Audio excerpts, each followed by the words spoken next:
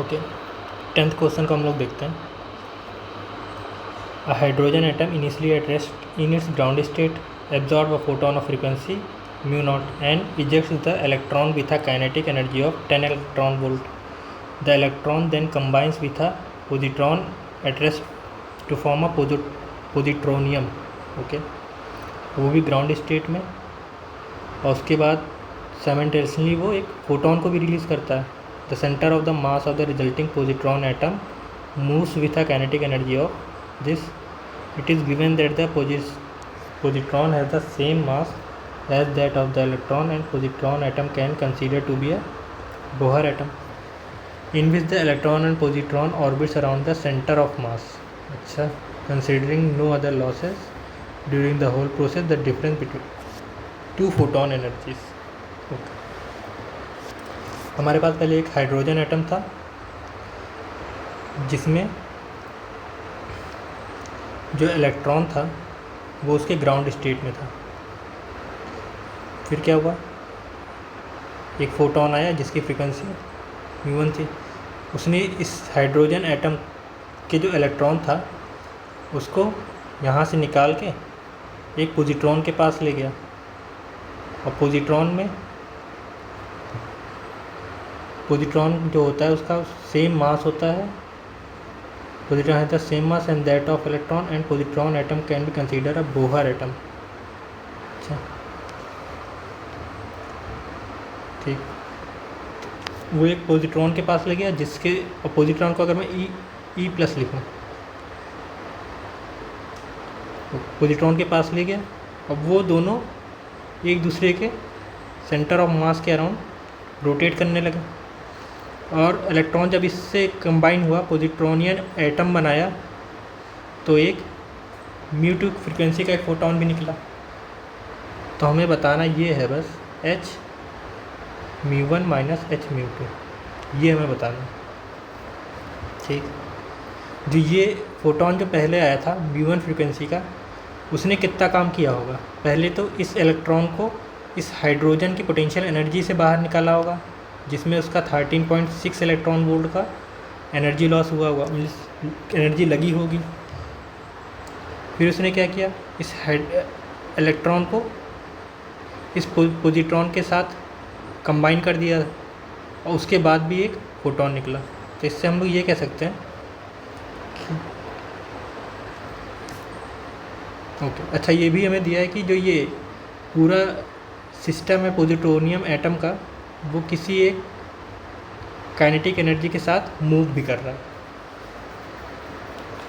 तो मैं ये कह सकता हूँ कि h म्यू1 इसने क्या किया होगा, 13.6, इसकी 13.6 इलेक्ट्रॉन वोल्ट की एनर्जी इलेक्ट्रॉन को हाइड्रोजन एटम से बाहर निकालने में लगी होगी. ठीक है, और एनर्जी क्या लगी होगी इसमें,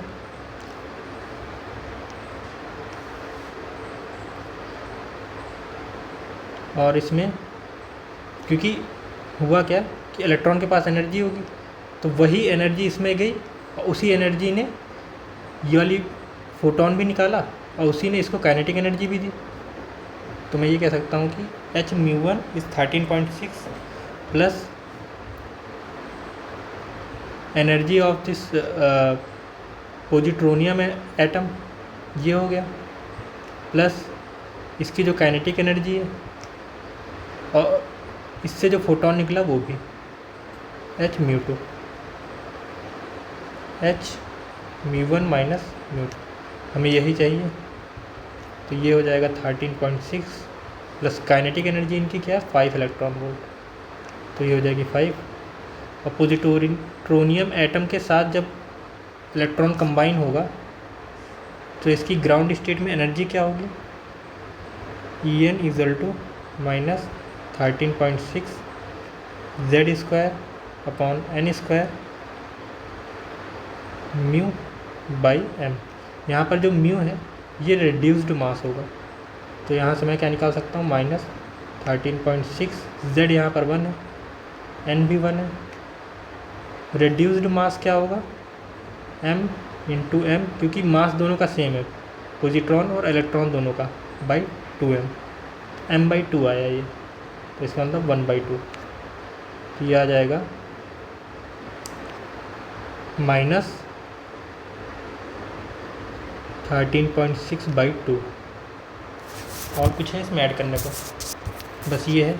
अब इन सबको हम लोग ऐड करें तो क्या आएगा, 13.6/2 + 5, ये हो जाएगा 2 6 12, 2 8 16, 11.8। तो हमारे पास जो चेंज इन एनर्जी आई वो क्या आई, 11.8 इलेक्ट्रॉन वोल्ट, ये आई। तो यहाँ पर क्या होगा, 11.8 इलेक्ट्रॉन वोल्ट। ठीक, एक बार और बता देता हूँ मैं। जो फोटोन आया उसकी एनर्जी किस में रिलीज़ हुई होगी। पहले तो इलेक्ट्रॉन को इस हाइड्रोजन एटम की पोटेंशियल जो है उससे निकाला उसने, फिर उस इलेक्ट्रॉन को कुछ ना कुछ एनर्जी दी होगी, फिर वो एनर्जी किस में काम आई, वो एनर्जी इन दोनों को बाइंड करने में काम आई, और जो ये पूरा पॉजिट्रोनियम एटम था उसको काइनेटिक एनर्जी भी उसी एनर्जी ने दी, और जो फोटोन निकला उसकी एनर्जी भी इसी में से ही गई। तो इसमें 13.6 plus binding energy of this atom, kinetic energy of the atom and the energy of the photon released, ये ऐसे होगा। ओके।